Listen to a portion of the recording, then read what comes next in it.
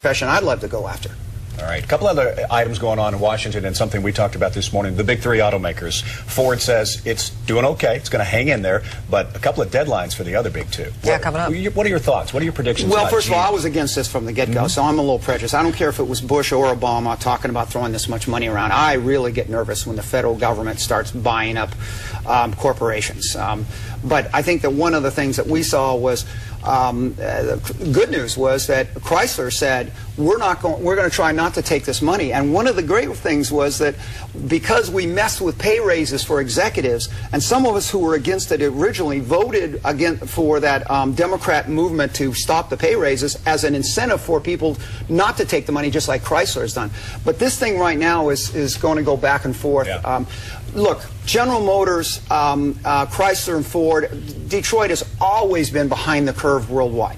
That worrying about what the labor unions and what the big executives get, worrying about all of their little things in Detroit and not seeing that this is a world market has put them pigeonholed. I think that this issue of throwing money at Detroit is really a real problem. Right here in San Diego, we have a company ready to build a 250-mile-a-gallon car. And if we can just get government to stop the regulations, to stop that from being accessible, next year we should have that in San Diego. Our cars don't have to be made in Detroit. And the world has learned that you don't have to go to Detroit for automobiles. In America, we should learn that even here in San Diego, there are environmental and economic opportunities to the old Detroit model. Does General Motors avoid bankruptcy? What do you think? I think that what we should have done from the get-go is have a bankruptcy process without the stigma by saying, look, executives, you put your contracts on the table. Look, big labor, you put your contracts on the table. Everybody's got to pitch in to save this, or we're not going to be involved in this. And what happened with Washington is we didn't require that up front before you got federal money. We said we'd like you to try it. Well, look, come on. I've been working with employees since I was a public employee back in the 70s. If it's not up front, it's awful hard to get those concessions from the get-go.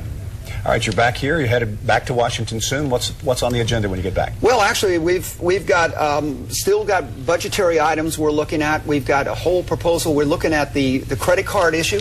I think there's a legitimate argument, and I think hopefully this is something Republicans and Democrats can agree on, that a contract between a credit card owner and the company should be more than a 48-hour issue. It should be maybe 45 days. But what we want to do is address the problem without creating a new crisis. Remember, the home loan crisis was created by government changing regulations and not going back and correcting things like mark-to-market and all this other stuff. So hopefully we'll do it right. Washington's biggest problem is not that we care or that we go in and change things, but when we make a mistake, we aren't brave enough to go back and correct it. And I hope that we're willing to be real careful to do the right thing, not just the thing we mean to do right. Learning from mistakes. Absolutely.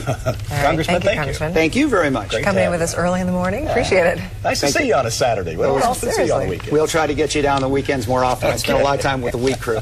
That's right. Thank you again. Have fun surfing this weekend.